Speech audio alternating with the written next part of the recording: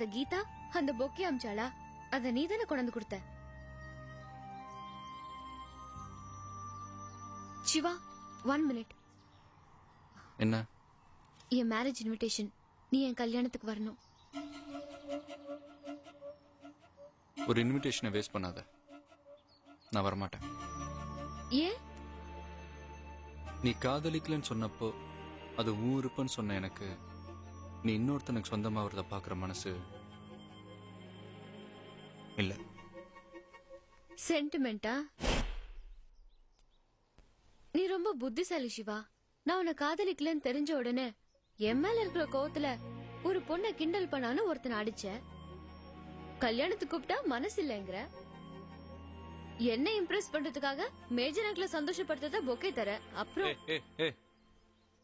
இதெல்லாம் என்ன உன்னை அட்ராக்ட் பண்றதுக்காக செய்யறேங்கிறியா? பின்ன இல்லையா? இத பாரு, என்ன செஞ்சாலும் உன்ன மாதிரி பொண்ணுங்களுக்கு எல்லாம் காதல்னா என்னன்னே தெரியாதுன்னு எனக்கு தெரியும். 4 பேர் அடிச்சாதான் லவ் கிடைக்கும்னா Mike Tyson, Bruce Lee, Jackie Chan இவங்களை தவிர வேற யாருக்கும் கல்யாணமே நடந்திருக்காது.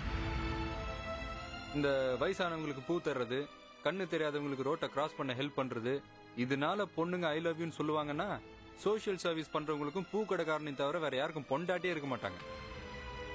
தயவு செஞ்சு ஆம்பளைங்களை பத்தின எண்ணத்தை மாத்திக்க.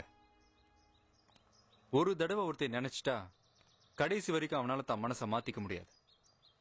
காதலுக்காக வாழறவனும் காதலுக்காக சாவறவனும் ஆம்பளை தான். ஒரு ஷாஜஹான் தான் இறந்து போன தான் பொண்டாட்டி நினைவா தாஜ்மஹாலை கட்டினானே தவிர உலகத்துல எந்த பொண்ணாவது தான் புருஷனுக்காக ஒரு குடிசையாவது கட்டியிருக்கான்னு சொல்ல முடியுமா? காதல் தோல்வினா ஆம்பளை தற்கொலை பண்ணிக்குவான்.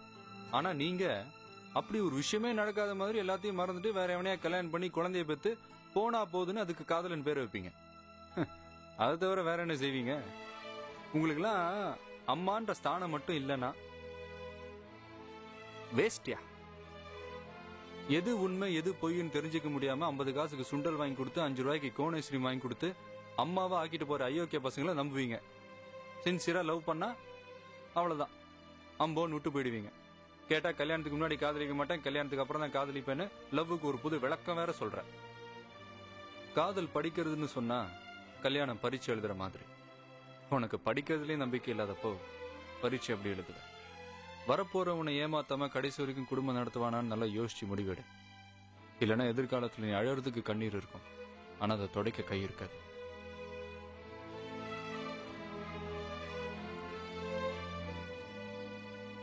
இங்க என்ன தோணுதோ அதை பேசுவேன், இங்க என்ன தோணுதோ அதை செய்வேன்.